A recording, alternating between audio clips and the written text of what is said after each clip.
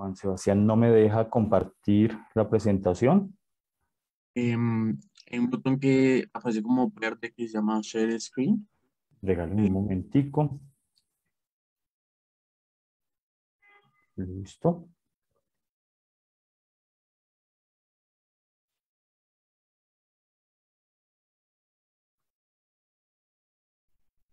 Ahí se está viendo, doctor. Entonces, Sí, ahí se está viendo.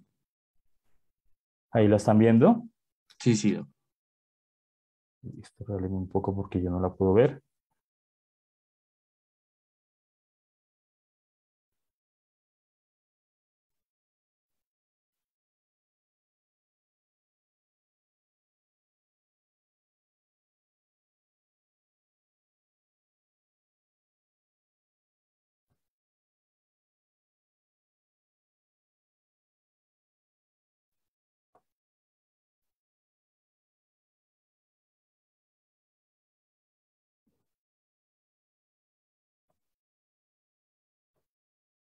Ahí está pasando la diapositiva, Juan.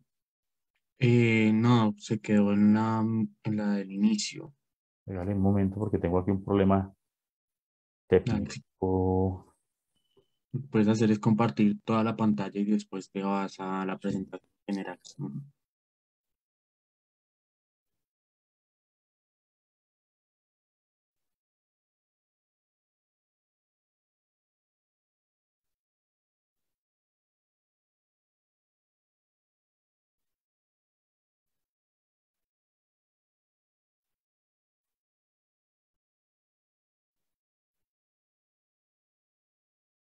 Creo que ahí ya.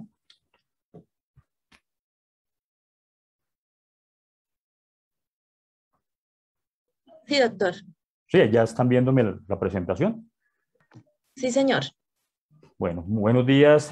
Mi nombre es Carlos Estrada Serrato. Yo soy médico genetista de la Universidad del Rosario. Actualmente me desempeño como director médico del Laboratorio de Ciencias Genómicas del Laboratorio Colcan y trabajo como médico genetista en la Clínica Colombia. Y hoy vengo a hablarles un poco sobre lo que es la correlación genotipo-fenotipo en cáncer hereditario.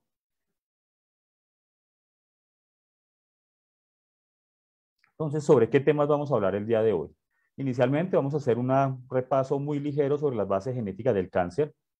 Luego vamos a hablar sobre susceptibilidad genética al cáncer, arquitectura genética, síndrome de cáncer hereditario, que ya en la charla anterior la doctora hizo muy buena revisión del tema.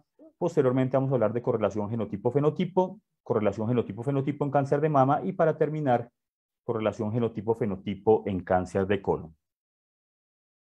Entonces vamos a hablar inicialmente sobre las bases genéticas del cáncer. Como todos sabemos, el cáncer es una enfermedad genética ocasionada por cambios a nivel del ADN en su secuencia y también asociada a algunos cambios de tipo epigenético.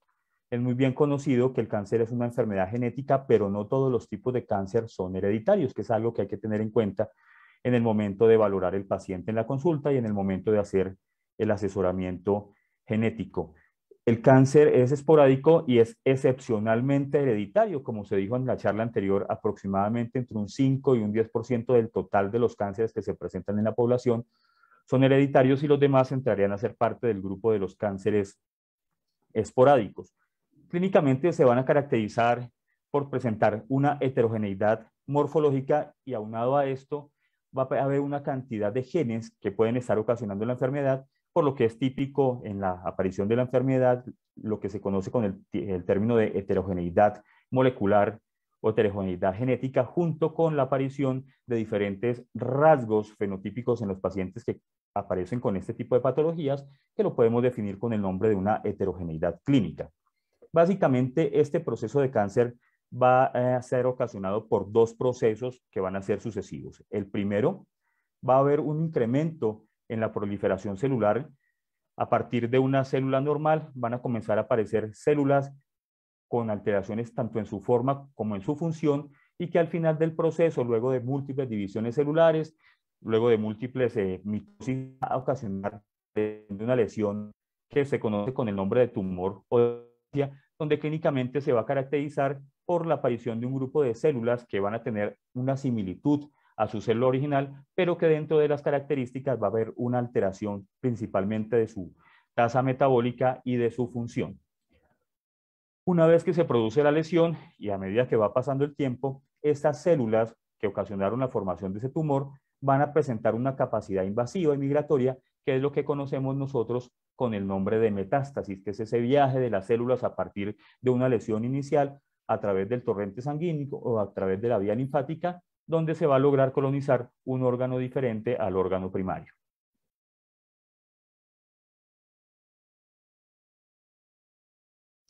Entonces, ¿cuáles son esos procesos moleculares que están asociados con la formación y la progresión tumoral? Ya se han hecho múltiples revisiones en la literatura y se ha podido observar que hay unos cambios que son típicos de todos los tipos de tumor. Inicialmente va a haber una activación de los oncogenes, luego va a ocurrir una inactivación de los genes supresores de tumores. Eso va a conllevar a una alteración en genes que están relacionados principalmente con todos los procesos de reparación del ADN. Pueden ser de mutaciones puntuales o de grandes deleciones, duplicaciones. Se va a producir una alteración a nivel de estos genes y va a aparecer la enfermedad. Las células como tal van a tener una alteración en su regulación de muerte celular y se va a ver en este tipo de enfermedades una alteración en todos los genes que están relacionados con el proceso de apoptosis, con su regulación y con la muerte celular programada. Posteriormente pueden haber alteraciones a nivel de la telomerasa y en algunas formas de tumores, principalmente en lo que son los tumores cáncer colorectal, vamos a encontrar inestabilidad genética tanto microsatelital como cromosómica. Otros tipos de tumor donde también podemos encontrar este tipo de alteraciones a nivel de inestabilidad microsatelital van a ser los cánceres de endometrio. En esta figura lo que les quiero mostrar son esas alteraciones que se van dando de manera paulatina y progresiva a nivel del tejido. Entonces acá inicialmente estamos viendo unas células normales a nivel del colon, donde su primera alteración ocurre a nivel del gen APC. Se produce una pérdida del brazo largo del cromosoma 5, que es evidente en aproximadamente el 80% de los tumores que se presentan a nivel del colon. Una vez que se produce esa alteración a nivel del gen APC, va a haber un aumento, un incremento en el crecimiento celular y van a haber cambios a nivel de la estructura y de la función de esa célula. Posteriormente, van a haber otro tipo de alteraciones a nivel genético, principalmente en este tipo de tumores, va a haber una activación de KRAS, que se observa aproximadamente en el 50% de los pacientes que tienen cáncer colorectal, y van a haber alteraciones a nivel de los receptores del factor de crecimiento transformante beta, lo que va a ocasionar al final del proceso la formación de un adenoma, en este caso que sería un adenoma intermedio. A medida que se va avanzando en la enfermedad, van a aparecer otra serie de cambios, principalmente en este caso a nivel del cromosoma 18. Vamos a ver una alteración en el brazo largo del cromosoma 18 que lo podemos observar hasta en un 80% de los casos de cáncer colorectal y alteraciones a nivel de genes, principalmente de SC, SMD4 y SMAD2. Fíjense que aquí ya en este momento la proliferación celular va a ser mayor, ya la célula inicial, que es la que veíamos en el epitelio normal, va a comenzar a presentar una serie de cambios y característica en esta etapa de la formación de un adenoma tardío.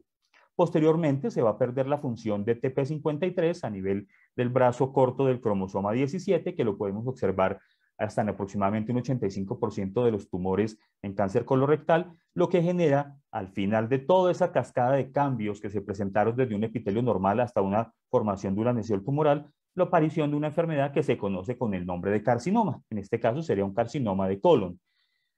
Luego de que aparecen esta cantidad de cambios a nivel de ese epitelio colónico y ya instaurada la enfermedad como tal, que en este caso sería el carcinoma, es probable que se altere todo lo que es el proceso de apoptosis y que ese sobrecrecimiento celular anormal permita que las células que no tienen una estructura similar al epitelio normal migren a través de estructuras vasculares y linfáticas para colonizar otros tejidos, que es lo que se conoce con el nombre de metástasis. Lo que les quiero mostrar acá son las características compartidas por todo lo que son las células tumorales. Este cuadro que ustedes ven acá fue descrito inicialmente por Hanahan y Weinberg, donde ellos describían 6 pasos o 6 tipos de alteraciones que se encontraban en las células tumorales y posteriormente, al realizar investigaciones en diferentes tipos de tejido, lograron evidenciar que no son esos 6 cambios, sino que se pueden presentar entre 8 a 10 cambios que son típicos de todas las células que presentan alteraciones y que van a generar en el paciente un proceso cancerígeno. Entonces, lo primero que vamos acá es una proliferación celular sostenida. Esa proliferación de la señalización sostenida va a hacer que aumente ese volumen celular a nivel de un tejido y que las mitosis que se comienzan a presentar dentro de ese mismo tejido generen una serie de células que van a presentar una estructura anormal, que van a tener una alteración en lo que es la capacidad de división celular, típicamente caracterizada por un incremento en esa división celular y la generación de una serie de células que van a ser similares a las células del tejido, pero que van a presentar algunas alteraciones principalmente desde el punto de vista metabólico y funcional, y que al final van a conocerse con el nombre de clonas celulares. Luego, una vez que se produce ese incremento en la señalización de proliferación celular, va a aparecer una alteración que es importante para la aparición de la enfermedad, que es la elevación de mecanismos supresores. Entonces, las células que están formándose a nivel de ese tejido y que no son normales, van a tener una serie de actividades que van a evitar que sean reconocidas por todos los sistemas de defensa del organismo, permitiendo que la célula que está mutada, la célula que está alterada, no sea destruida y prosiga su división celular. Eso ocasiona al mismo tiempo una alteración a nivel inmunológica. O sea, el sistema inmunológico del individuo que está afectado no es capaz de reconocer esas células que están presentando alteraciones y permiten que sigan la sobrevivencia celular. Eso genera al final pues un acúmulo de células anormales que hacen que en el tejido donde inicialmente se generó la enfermedad proliferen células anormales. Esas células anormales, en el cuarto paso, lo que van a hacer es que van a adquirir una inmortalidad replicativa. Las células se van a replicar, se van a dividir, va a haber una alteración de la mitosis celular normal. Hay algunas células que pueden dividirse hasta 4, 8, 10 veces en 24 horas, lo que genera una cantidad de células anormales en ese tejido, dando lugar, como veamos en la figura que les mostré anteriormente, a la aparición de una enfermedad inicial en el tejido comprometido. Una vez que se da todo ese proceso de alteración de la señalización y de la alteración en el reconocimiento celular por parte del organismo, va a haber un proceso inflamatorio que va a ser promovido por la aparición del tumor en cualquier tipo de tejido, y esa inflamación va a facilitar la aparición de un siguiente paso, que es la activación de la invasión y la metástasis. Entonces, se producen cambios a nivel de la vasculatura del tejido, neovascularización, permitiendo el viaje de células mutadas a través de vía sanguínea o de vía linfática, que pueden tener la capacidad de colonizar diferentes tejidos al tejido donde inicialmente se pudo ver la lesión. Ese proceso, como lo dije anteriormente, es facilitado por la formación de nuevos vasos o lo que se conoce con el nombre de angiogénesis. Todas esas células van a presentar alteraciones a nivel de la estructura del ADN. Van a presentar mutaciones y es típico de este proceso de formación de células anormales lo que se conoce con el nombre de inestabilidad genómica. Esos cambios, tanto morfológicos como estructurales y funcionales de la célula, van a hacer que ese tejido que se está formando y que no es normal dentro del individuo, sufra un proceso donde va a haber una resistencia a la muerte celular o evasión de la apoptosis. Todo eso conlleva al final del proceso a la formación de una nueva estructura a partir de un tejido normal que va a tener una serie de cambios que van a ocasionar la aparición de un tejido anormal que no va a responder de una manera adecuada a todos los procesos celulares inmunológicos que tiene el huésped y que generan la enfermedad. ¿Listo? Dentro de los cambios celulares es frecuente encontrar alteración del proceso de utilización y de recambio energético. Todas estas células tienen unas etapas de hipermetabolismo, donde lo que hacen es aumentar la captación de sustancias que favorece a su vez la mitosis y la formación de nuevas células anormales. Ahora vamos a hablar un poquitico de la susceptibilidad genética al cáncer. Entonces, el cáncer es un proceso estocástico, es un proceso que ocurre al azar. Principalmente podemos hablar en el caso del cáncer hereditario de individuos que van a padecer una enfermedad porque están genéticamente predispuestos. Nosotros durante la consulta lo que hacemos es evaluar antecedentes personales y familiares de importancia. Siempre realizamos un árbol genealógico en lo posible preguntando sobre antecedentes familiares de 3 generaciones, que es lo que en este caso nos interesa. Ya llegar a preguntar un poco más sobre generaciones anteriores puede que nos dé un tipo de información errada, porque normalmente una persona no tiene conocimiento de más de 3 generaciones hacia atrás y muchas veces la información que se puede proporcionar en el momento de la consulta no es real y eso puede inducir de pronto a errores durante lo que es el asesoramiento genético. Hay estudios que han podido demostrar la heredabilidad en el cáncer. Lichtenstein en el 2000 realizó una serie de estudios donde lo que hizo fue demostrar lo que es el grado de heredabilidad en algunas formas de cáncer, entendiendo como heredabilidad la proporción de una variedad fenotípica observada en una población, que se puede atribuir a un cambio, a una variabilidad genética en dicha población.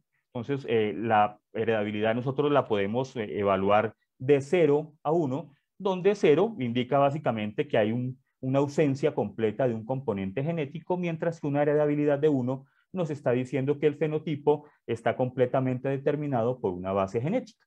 Entonces, aquí lo que podemos ver es la heredabilidad de algunas formas de tumores, donde podemos ver que la heredabilidad del cáncer de próstata es de 0.42, la heredabilidad del cáncer de páncreas de 0.36, del cáncer colorectal de 0.35, del cáncer de mama de 0.27, del cáncer de pulmón de 0.26 y del cáncer de ovario de 0.22. Ya se sabe que en aquellos individuos que tienen historia familiar de cáncer en afectados en primer grado de consanguinidad, ese riesgo de padecer la enfermedad va a ser entre 2 o 3 veces superior al riesgo que tiene cualquier persona en la población general de desarrollar la enfermedad. Por eso es que es importante en el momento de la consulta conocer esos antecedentes familiares. Ahora vamos a hablar un poco de lo que es la arquitectura genética. Es un concepto que se viene manejando últimamente a nivel de genética en los cánceres heredofamiliares, donde lo que yo quiero conocer es ese número total de losis que se están asociando al riesgo de desarrollar una enfermedad. ¿Y cuál es esa frecuencia poblacional de los alelos de riesgo que existen dentro de cada locus?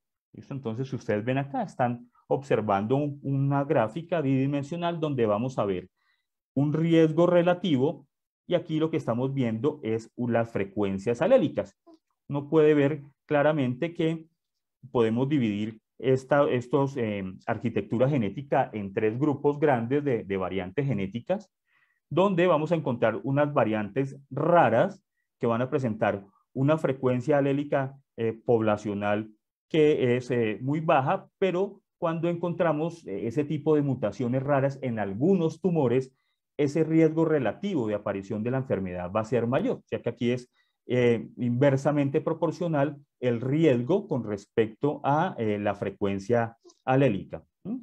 Entonces, aquí lo que yo quiero mostrar es que para algunas formas de enfermedad podemos encontrar una gran cantidad de cambios genéticos y de variantes genéticas que pueden ser comunes en la población, pero que al final del proceso no van a ocasionar un mayor riesgo de padecer una enfermedad, mientras que en algunos pacientes podemos encontrar unas variantes genéticas que no son comunes en la población, pero que tienen un riesgo relativo elevado de aparición de la enfermedad.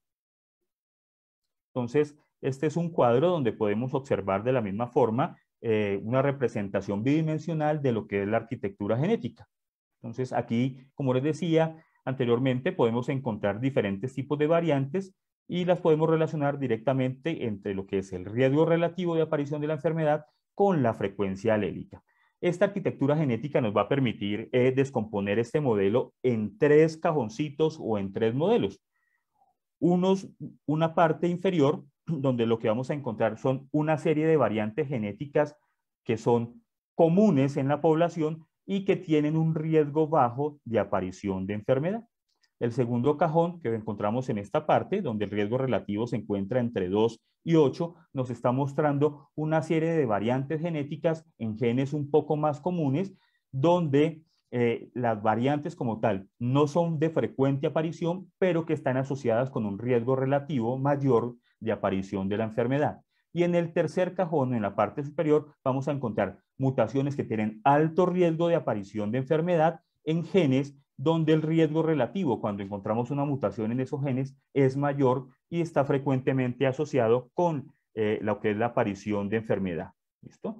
Ese riesgo relativo como tal es una medida de efecto que establece, digamos, cuál es la relación que existe, cuál es esa probabilidad que existe de que ocurra un evento en un grupo que está expuesto a una situación y de la misma forma cuál es el riesgo que existe en una población que no está expuesta a ese mismo riesgo, y lo que queremos determinar en ese caso es cuál es la probabilidad de que ocurra como tal un evento en esas dos poblaciones. Eso sería lo que se conoce con el nombre de riesgo relativo.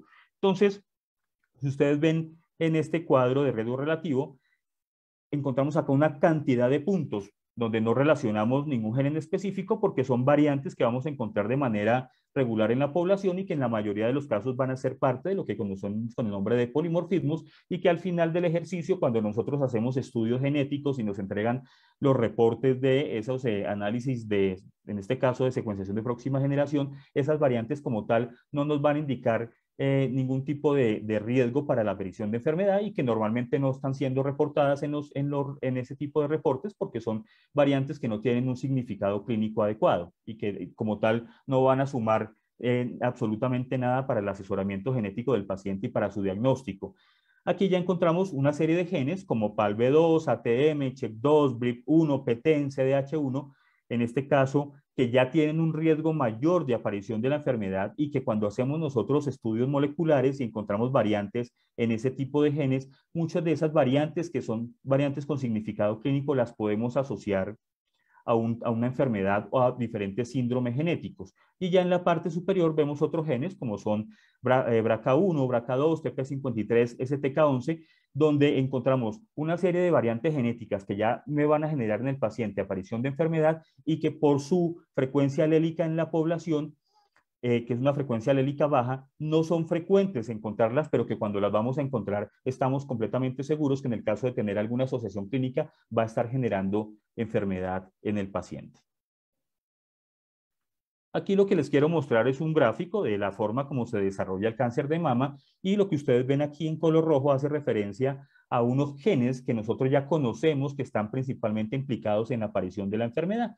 BRCA1, BRCA2, ATM, PALB2, BRIP1, TP53, y cuál es el efecto a nivel de alteración genética, a nivel de mutación, que puede generar en ese desarrollo del cáncer en cada una de esas etapas que yo les comentaba anteriormente, que son comunes en la enfermedad. Ahora hablemos un poco de lo que son los síndromes de cáncer hereditario, que ya se revisó anteriormente en la charla de la doctora Gómez. Entonces, estos síndromes de cáncer hereditario van a estar determinados por unos locis de riesgo elevado o por genes de alta penetrancia. Si ustedes ven acá, hay una lista de más o menos 6 genes donde ya nosotros conocemos y está descrito en la literatura que están principalmente asociados, en este caso, con la aparición de cáncer de mama. Así como BRCA1 y BRCA2 puede explicar aproximadamente un 20% de la heredabilidad del cáncer de mama y un 40% de la heredabilidad de cáncer de ovario en la población, hay otros genes que también pueden explicar esa heredabilidad no solamente en el cáncer de mama, sino también en otro tipo de tumores, principalmente en el caso de síndrome de Lynch, para colocar un ejemplo, MLH1, MSH2, MSH6, PMS2, y otros genes como APC, que también lo podemos encontrar como un gen de alta penetrancia para poliposis adenomatosa familiar. Y fíjense que son esos genes de alta penetrancia los que se encuentran, la mayoría de ellos ubicados en una frecuencia alélica poblacional de 0.001 y 0.01. Son variantes genéticas que no vamos a encontrar de manera frecuente en la población, pero que cuando las encontramos podemos asociarla con un riesgo relativo mayor de aparición de la enfermedad. En algunos países ya se tiene en cuenta este cálculo del riesgo relativo para hacer intervención temprana en aquellas pacientes que tienen un antecedente familiar de enfermedad o en aquellos pacientes en las que se ha podido determinar la presencia de una variante genética a pesar de que no se ha desarrollado la enfermedad. Hay que tener en cuenta que el hecho de tener una variante genética no me va a asegurar a mí que vaya a desarrollar la enfermedad. Como lo dijeron en la charla anterior, hay muchos pacientes que son portadoras de cambios genéticos que no desarrollan la enfermedad. Y eso tiene que ver ya con lo que es la penetrancia incompleta que es típica en este tipo de síndromes. Entonces, en algunas poblaciones se ha utilizado ese riesgo relativo para hacer intervención temprana en aquellas pacientes que son portadoras de variantes o en aquellas pacientes que tienen un antecedente familiar de enfermedad, principalmente cáncer de mama, cáncer de ovario, cáncer de colon. En algunos artículos de la literatura se ha referido a la realización de procesos invasivos como mastectomía profiláctica bilateral, salpingoforectomías, resección de otros órganos sólidos cuando hay riesgo de hacer enfermedad. Y en algunos estudios se ha podido demostrar que esa intervención temprana disminuye de una manera significativa la aparición de enfermedad. Sin embargo, pues son protocolos que no están establecidos en todos los países y que en algunos casos solamente está permitiendo evitar la aparición de la enfermedad en aquellos casos en donde hay un riesgo elevado que aparezca. Entonces, esos síndromes de cáncer hereditario van a estar determinados por dosis de riesgo elevado o por genes de alta penetrancia.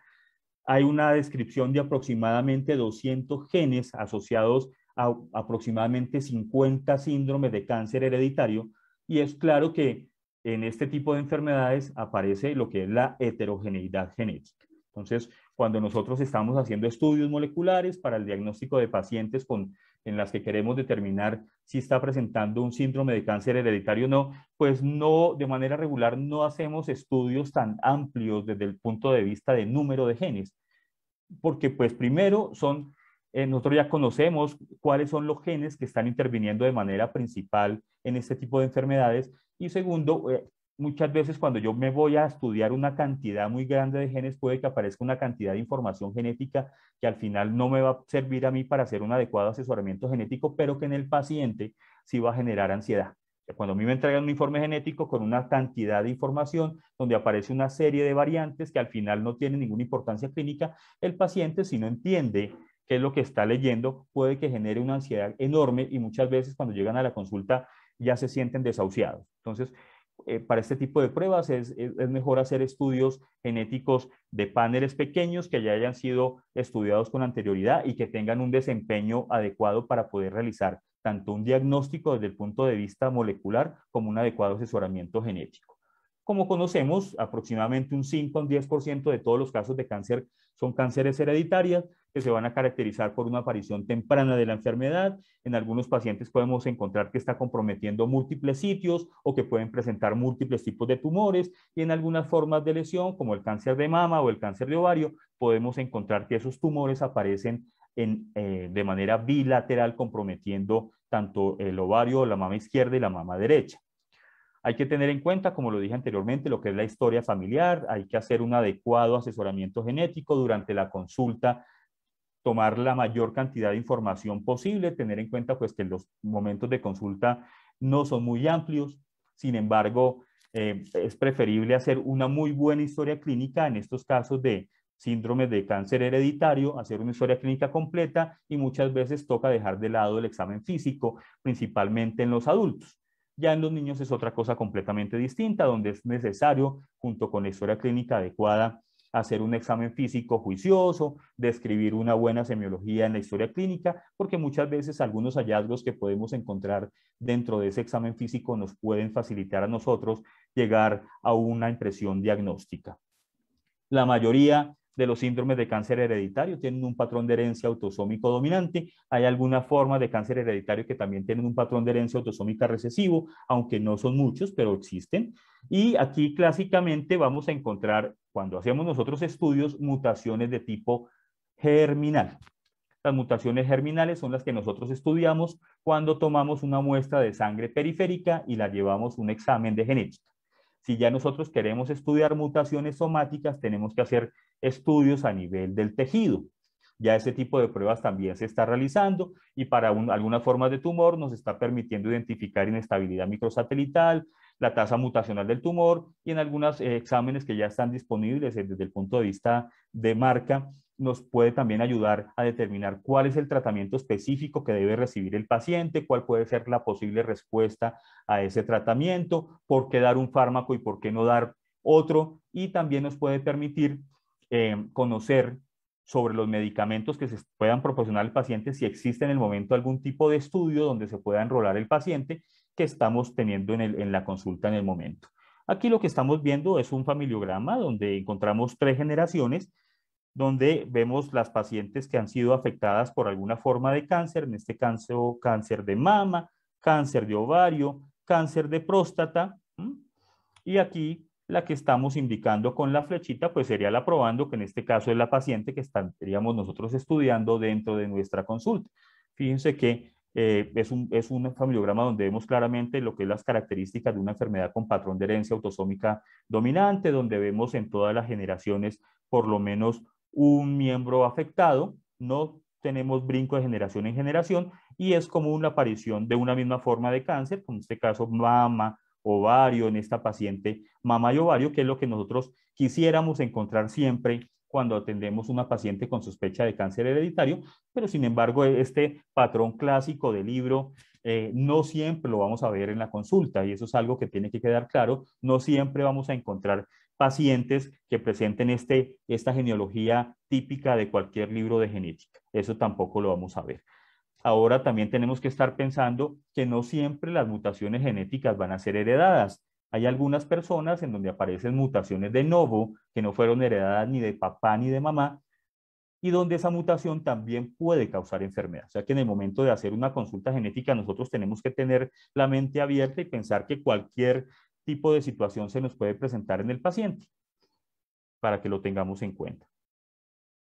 Aquí lo que les quiero mostrar es una serie de síndromes de cáncer hereditario, donde ustedes pueden ver la mayoría de ellos corresponden a patologías con patrón de herencia autosómica dominante, donde se encuentra el cáncer colorectal hereditario no polipósico, el cáncer de mama y ovario familiar o hereditario, la neurofibromatosis tipo 1, la neoplasia endocrina múltiple tipo 2, la poliposis adenomatosa familiar, la enfermedad von Hippel-Lindau y el síndrome o la enfermedad de Li-Fraumeni. Son patologías con patrón de herencia autosómico dominante, donde aquí podemos ver listado pues los genes que se encuentran asociados con la aparición de esa enfermedad y la mayoría de esos genes fueron los que cité en algunas diapositivas anteriores que ya habíamos podido ver, BRCA1, BRCA2, MLH1, MSH2, MSH6, PM2, APC, EPCAN, que son como esos genes clásicos que están asociados con este tipo de síndromes de cáncer hereditario. Hay algunas otras formas que no son muy comunes de enfermedad que corresponden a un patrón de herencia autosómico recesivo, como ataxia telangiectasia y algunas formas de anemia de Fanconi. Ahora hablemos un poco de lo que es la correlación genotipo-fenotipo.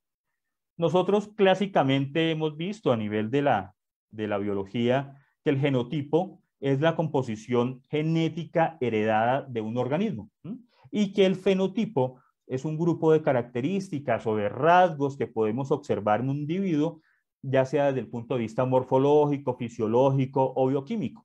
Eso lo hemos visto nosotros siempre en nuestra formación académica y es lo que tenemos como concepto de correlación genotipo-fenotipo. Hay que tener en cuenta que ese fenotipo puede ser condicionado y puede presentar algún tipo de variaciones dependiendo del medio en el que nosotros nos desarrollemos. Ahí interfiere mucho lo que son las alteraciones a nivel ambiental, todo lo que tiene que ver con el desarrollo del individuo dentro de la sociedad, la forma de comportamiento, las costumbres, los hábitos y demás, que pueden generar en el individuo cambios a nivel de su fenotipo. Entonces, eso ha sido como la teoría que hemos venido manejando nosotros desde hace mucho tiempo en la formación académica. Y siempre habíamos dicho que para un gen, una proteína, para un gen, un fenotipo. Resulta que eso ha cambiado con el paso del tiempo, ya se ha podido determinar que esa relación clásica del genotipo-fenotipo ha venido cambiando, que ya podemos observar algunas alteraciones a nivel tanto genético como como de fenotipo, y es frecuente encontrar un único fenotipo que está siendo regulado por múltiples genes, lo que se conoce con el nombre de fenotipo poligénico, donde diferentes genes van a estar influenciando la aparición de un fenotipo. O también podemos ver un único gen que está ocasionando en un mismo individuo la aparición de diferentes rasgos, lo que se conoce con el nombre de fenotipo pleiotrópico. Entonces, fíjense que cómo a medida que ha pasado el tiempo y se han venido desarrollando diferentes investigaciones, ya ha cambiado ese concepto que teníamos inicialmente, que un gen, una proteína, un fenotipo. Ya ahorita con los desarrollos de múltiples tecnologías a nivel de la biología molecular y de la genética, hemos podido determinar que ese concepto inicial que teníamos ha cambiado y que ya podemos tener influencia de varios genes sobre un mismo fenotipo, o que un mismo gen puede ocasionar en un individuo diferentes fenotipos a nivel tanto estructural como proteico, lo que se conoce con el nombre de fenotipo pleiotrópico. Entonces, ya teniendo en cuenta esas bases y la charla anterior, podemos hablar un poquito de lo que es la correlación genotipo-fenotipo en el cáncer de mama. Entonces, el cáncer de mama está asociado a una predisposición monogénica hasta en un 10% de los casos, y hemos encontrado, a partir de todos los estudios que se han realizado a nivel molecular en diferentes poblaciones, que hay unos genes que se describen como genes de susceptibilidad mayor. Entre esos está BRCA1 y BRCA2, que tienen más o menos una aparición en aproximadamente el 25 al 28% de los casos de cáncer de mama en la mujer, y pueden ocasionar entre el 1 y el 10% de los casos de mama en el varón. Hay que tener en cuenta que el cáncer de mama también aparece en el varón. Aunque el varón no tenga las mamas voluminosas como las puede presentar una mujer, en el varón también aparece la enfermedad, y eso es algo que nosotros tenemos que tener en cuenta. La frecuencia poblacional de esas variantes patogénicas es de aproximadamente 1 en 400 a 1 en 800, y hemos visto que el hecho de ser yo portador de una variante genética en BRCA1 y BRCA2 que sea patogénica o probablemente patogénica, y me incrementa el riesgo de padecer la enfermedad hasta 10 veces por encima de la población. Normalmente una mujer en el transcurso de su vida tiene un riesgo de desarrollar cáncer de mama de hasta un 12 a un 13%, más o menos 1 de cada 8 mujeres van a desarrollar en cualquier momento de la vida cáncer de mama. Pero si yo soy portadora de una mutación patogénica o probablemente patogénica en uno de estos genes de susceptibilidad mayor, ese riesgo va a incrementar hasta 10 veces el riesgo que presenta cualquier individuo de presentar cáncer de mama en la población. Adicional a estos dos genes, que es BRCA1 y BRCA2, vamos a encontrar otros genes que se llaman genes de susceptibilidad moderada. Está PALB2, ATM, SHEC2, BRIP1, BARD1, RAP51C y RAP51D, que si nosotros sumamos todos los casos que vemos de cáncer de mama, ocasionan aproximadamente un 20% del total de casos de la enfermedad en la población. RAP51C y RAP51D se ha asociado a otros tipos de cáncer, principalmente cáncer de ovario, y PALB2 lo hemos visto también haciendo parte en algunos estudios de esos genes de susceptibilidad aumentada. Se ha podido demostrar que en algunas poblaciones la presencia de PALB2 lleva a un incremento del riesgo de aparición de la enfermedad, no igual al que se puede tener cuando el paciente presenta variantes patogénicas o probablemente patogénicas en BRCA1 o en BRCA2, pero que sí puede ser mayor si yo llego a compararlo con los otros genes de susceptibilidad moderada. Muchas veces cuando nosotros hacemos estudios moleculares no encontramos variantes genéticas en estos genes de susceptibilidad mayor o de susceptibilidad moderada. Eso no quiere decir que la paciente no tenga una enfermedad genética. Como dije al principio de la charla y como hemos visto en el transcurso del congreso el día de hoy, el cáncer es una enfermedad genética que no es todas las veces heredada, pero sí tiene una base genética. O sea, yo tendría que pensar que aunque yo no encuentre mutaciones patogénicas en este tipo de genes, puede que la paciente esté presentando algún tipo de alteración que puede que no sea, en este caso, germinal, sino que sea somática y que solamente se esté presentando a nivel del tumor, o que las variantes estén presentándose en genes que no están incluidos dentro de ese estudio genético que hemos realizado nosotros, o en genes que hasta el momento nosotros no conocemos la función. Hay que recordar que aproximadamente tenemos 22.000, 23.000 genes, pero que no conocemos la función de todos esos genes. Entonces puede que si en estudios genéticos no encontramos una variante que nos pueda a nosotros explicar la enfermedad, no debemos descartar que la enfermedad tenga una base genética. Tendremos que entrar a pensar que puede ser que no quedó incluido el gen dentro del estudio, que estamos estudiando mutaciones germinales y que en este caso la mutación puede ser solamente somática, o que no se encuentra incluido dentro del panel el gen en el que pudiera estar la enfermedad. Fíjense aquí cómo se distribuyen ese tipo de mutaciones, siendo principalmente BRCA1 y BRCA2 los responsables de la enfermedad, y miren aquí cómo aparece PALB2 con una proporción grande de responsabilidad de aparición de enfermedad cuando yo la comparo con los otros genes que son de susceptibilidad moderada. A todo esto tenemos que sumarle todo lo que es la parte multifactorial, la parte ambiental, una serie de hormonal, una cantidad de factores que pueden hacer que aparezca o no la enfermedad en un individuo. Entonces, desde el punto de vista ya morfológico, inmunofenotípico y molecular, hay algunas características que nosotros podemos encontrar en los pacientes y que nos pueden orientar hacia qué tipo de mutación puede estar presentando el paciente cuando tiene un diagnóstico de cáncer de mama. Entonces, ¿qué vamos a ver cuando podemos nosotros pensar de pronto que está ocasionado por mutaciones en BRCA1? Son tumores triple negativos en aproximadamente un 80% de los casos. ¿Qué quiere decir eso? Que van a tener receptores de estrógenos negativos, receptores de progestágenos negativos y el HER2 va a ser negativo.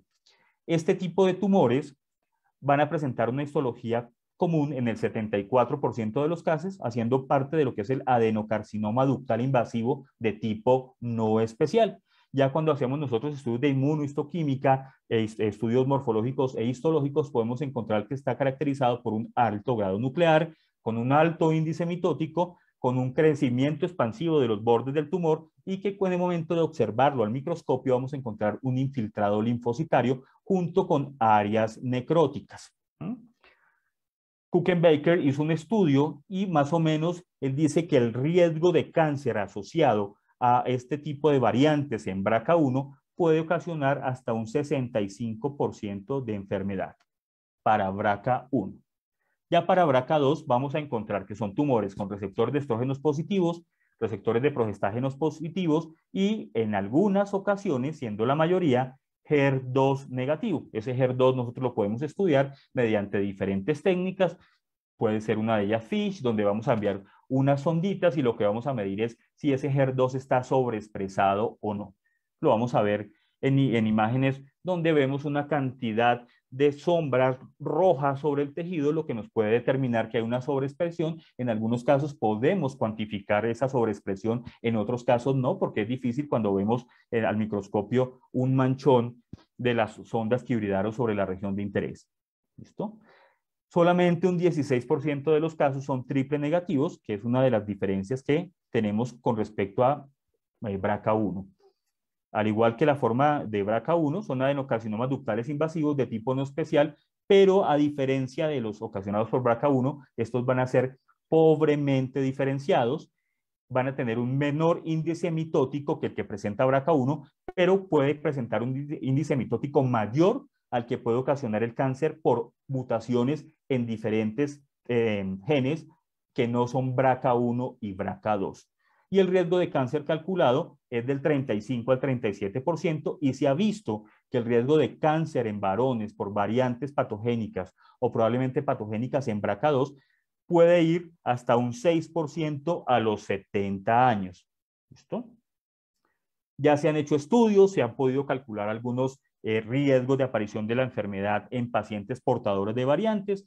Más o menos se puede decir que el riesgo de tener cáncer de mama en portadoras de variantes patogénicas o probablemente patogénicas en BRCA1 es del 65%, mientras que para BRCA2 es del 45%, que aproximadamente a los 80 años el riesgo de cáncer por BRCA1 es del 72%, que el riesgo de BRCA2 es del 69%, y se ha podido ver que el pico máximo de riesgo de aparición de la enfermedad en las mujeres se encuentra para BRCA1 entre los 35 y los 40 años, mientras que para BRCA2 es un poco más tardío, ellos le suman aproximadamente 15 años, siendo el pico de riesgo de aparición de la enfermedad entre los 45 y los 55 años.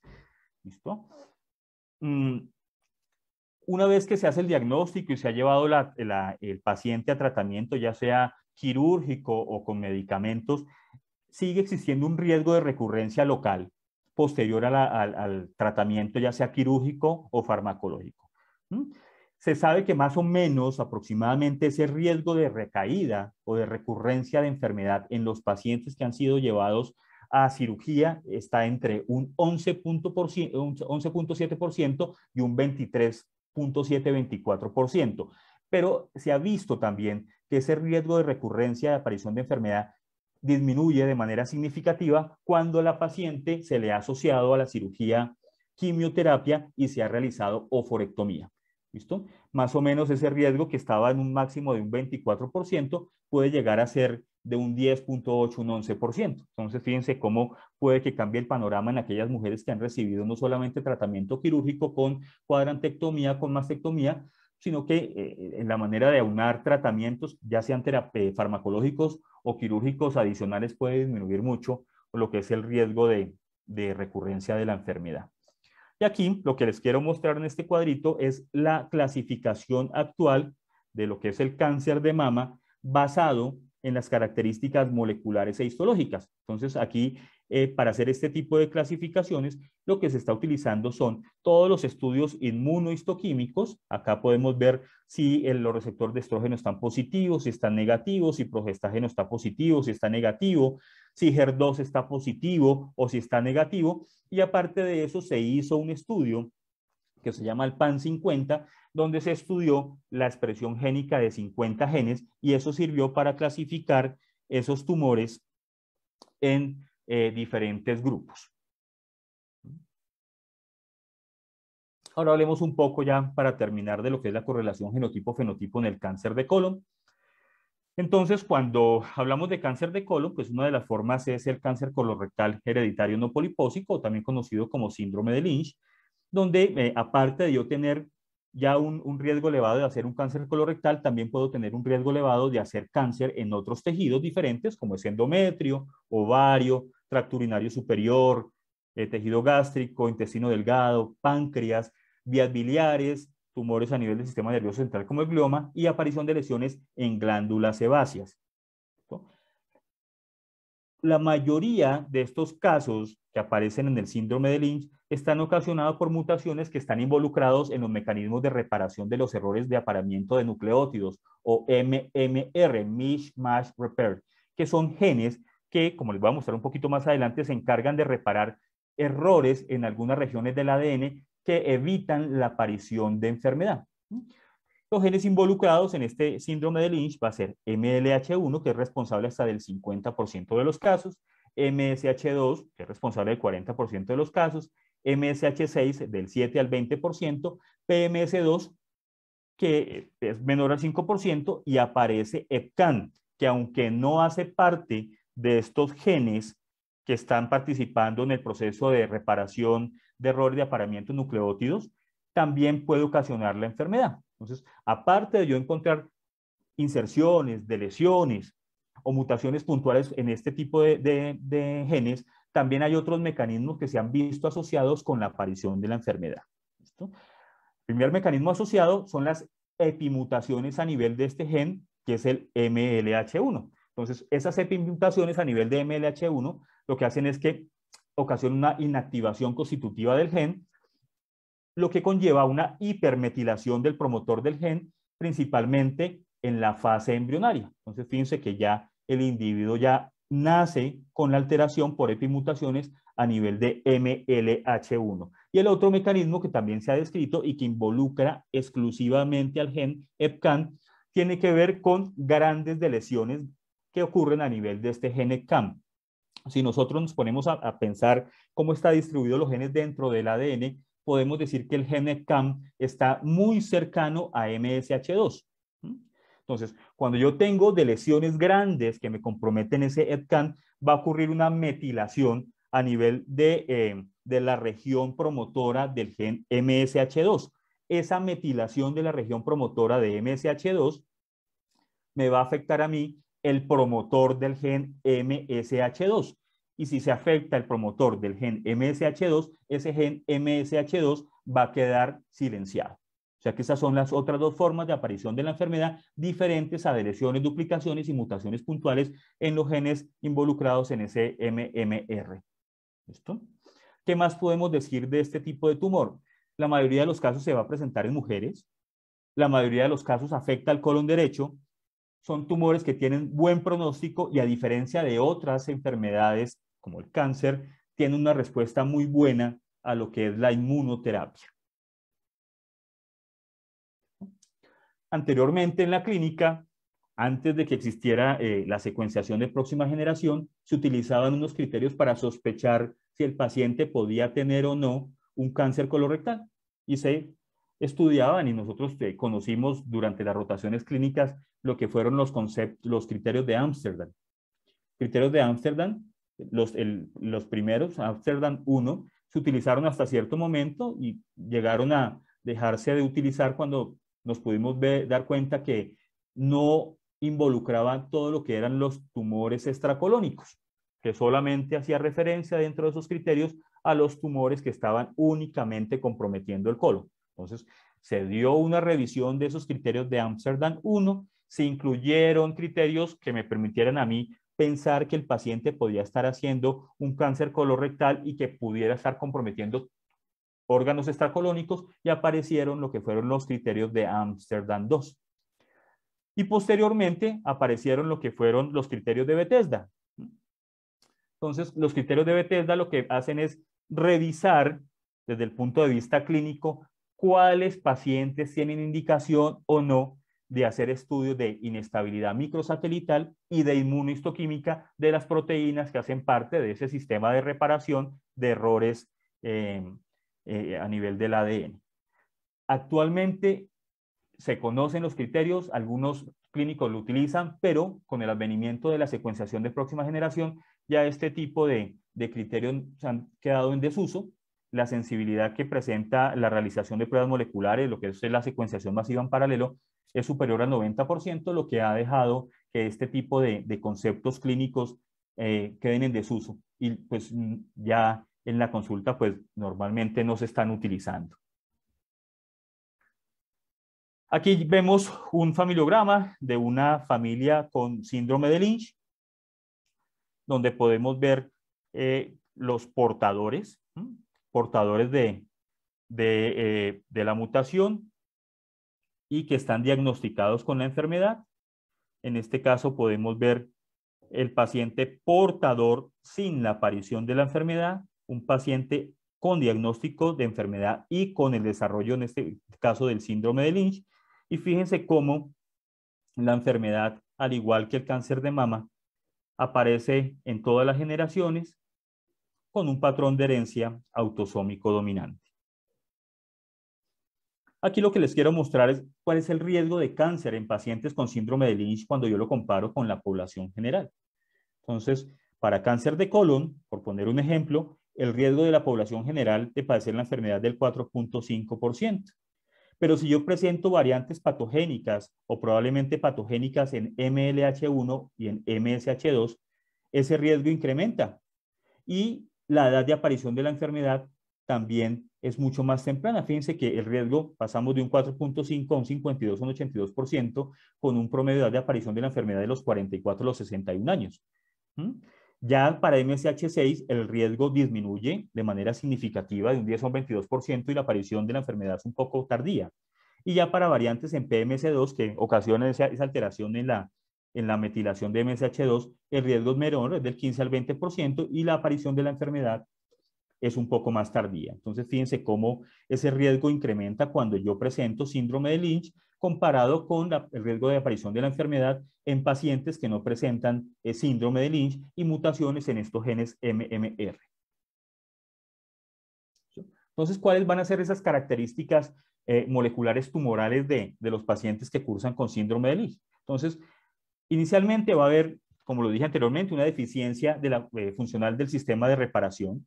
Eso conlleva a que a nivel celular se acumule una serie de errores en la secuencia del ADN de las células hijas y se va a ver alterado todo ese proceso de regulación a nivel de la mitosis. Y la mayoría de los casos en los que se presenta síndrome de Lynch, vamos a ver alteraciones a nivel de unas estructuras que se conocen con el nombre de microsatélites, que son secuencias repetitivas de nucleótidos que hacen más o menos son un 3% del total del genoma humano. Y esas alteraciones a nivel de ese sistema funcional de reparación de errores hace que en los microsatélites aparezca lo que se conoce con el nombre de inestabilidad microsatelital, que la podemos observar en aproximadamente un 20% de todos los pacientes que cursan con cáncer colorectal. Lo que les quiero mostrar aquí es cómo se producen esos procesos de reparación cuando estas proteínas tienen una actividad funcional adecuada. Entonces vamos a ver que estas estructuras proteicas se van a unir y van a formar unos heterodímeros. Entonces, MSH2 proteína y MSH6 proteína se van a unir y van a constituir un heterodímero que se llama MUT-S-alfa, mientras que MLH1 y PMS2 se van a unir en otro heterodímero que se conoce como MUT-L-alfa. MUT-S-alfa se va a encargar de todo lo que es el reconocimiento de errores de apareamiento de bases sencillas o de pequeñas deleciones inserciones. Entonces él reconoce el error, va y se pega y con una maquinaria proteica adicional a la que está formando esos heterodímeros, lo que hace es reconocer el sitio del error, realizar la excisión del error y corregir el defecto. Pero ya cuando vemos que el defecto es mucho mayor, que se trata de lesiones, duplicaciones de mayor tamaño, ahí se hace necesario que se unan esos dos heterodímeros. Entonces se va a unir el MUT-S-alfa, el MUT-L-alfa, van a reconocer el sitio del error, van a excindir ese error y con la compañía de otras proteínas van a cortar y pegar ese ADN donde está la alteración para que se corrija el defecto. Aquí no solamente van a actuar estos heterodímeros, también van a actuar factores de replicación, proteínas de replicación, polimerasas y ligasas que van a llevar al final del proceso a la corrección del error. Pero si nosotros tenemos alterado todas esas proteínas que hacen parte de ese sistema MMR, esto no va a aparecer, esta corrección de errores no se va a dar y va a aparecer en el paciente, pues lo que es la enfermedad como tal. Aquí lo que quiero mostrarles a ustedes es las formas de variantes que podemos encontrar en este tipo de genes, principalmente, si ustedes ven aquí, la mayoría son mutaciones que nonsense o friendship, donde vamos a alterar el marco de lectura o donde vamos a ocasionar codones de parada prematura. La mayor parte de ellas hacen parte de variantes en MLH1 y MSH2, y ya en PMS2 vamos a ver variantes de tipo missense. Entonces, cuando hacemos estudios de genética, lo que vamos a encontrar pues es una correlación entre lo que está descrito en la literatura con lo que vamos a ver en el informe de genética. La mayoría de los tumores de cáncer de colon y cáncer colorectal que tienen inestabilidad microsatelital tienen unos hallazgos histológicos, histoquímicos que son comunes.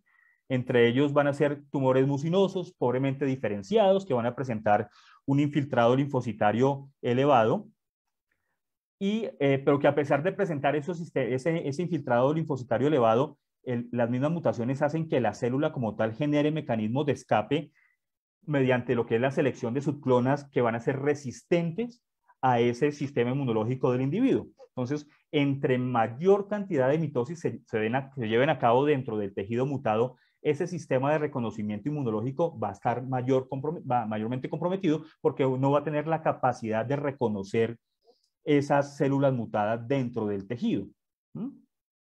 La mayoría de esos tumores que presentan inestabilidad microsatelital van a ser esporádicos, más o menos un 80-90% de esos tumores van a ser esporádicos, van a presentar mutaciones a nivel somático y la aparición de la enfermedad se va a ocasionar por alteraciones a nivel germinal.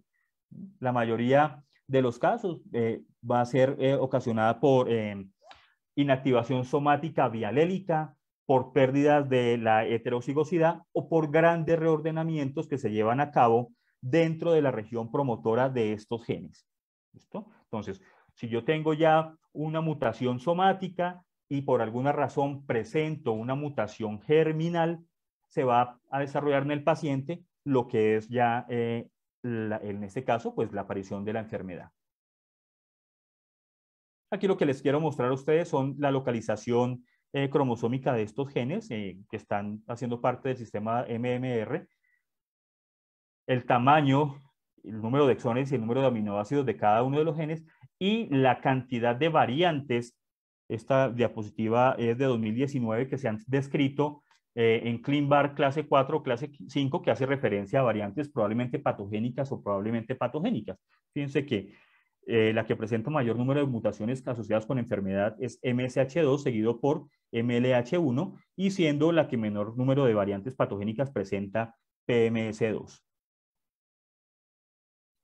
Ahora podemos conocer cuál es el riesgo de cáncer asociado a ese cáncer colorectal hereditario no polipósico en aquellas personas que presentan mutaciones. Entonces, para MLH1 está entre un 59 y un 65%, para MSH2 entre un 57 y un 80%, para MSH6 entre un 24 y un 40%, y para PMS2 entre un 25 y un 32%.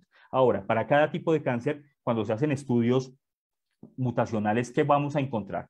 La mayoría de cánceres colorectales están ocasionados por variantes en MLH1, MSH2 y EpCAM, para cáncer de endometrio en MSH6 y PMS2, y para cáncer extracolónico en MSH2, perdón.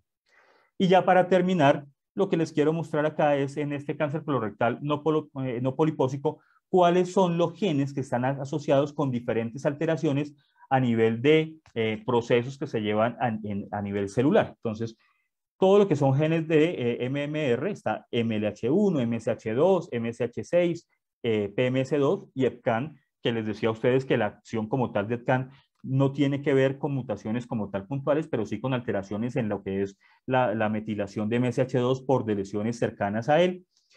Alteraciones a nivel de la replicación de la transcripción y la traducción en el DNA por RPS20, alteraciones en la reparación de la doble hebra del ADN por ENRE11 y BARD1, mantenimiento de los telómeros por POT1, alteraciones a nivel de ciclo celular por BUT1B, alteraciones en la replicación, transcripción y traducción del ADN también por POL2 y por BRF1, y otros genes que están asociados. Entonces, fíjense cómo siempre que nosotros estamos estudiando un tipo de cáncer, no solamente tendremos que pensar en los genes clásicos asociados con la enfermedad, también hay otros genes que están participando en la aparición de la enfermedad, y aunque la frecuencia de mutaciones en estos genes asociados no sea muy elevada, siempre tenemos que pensar que no podemos descartar una causa genética cuando encontramos un examen o un reporte de molecular negativo.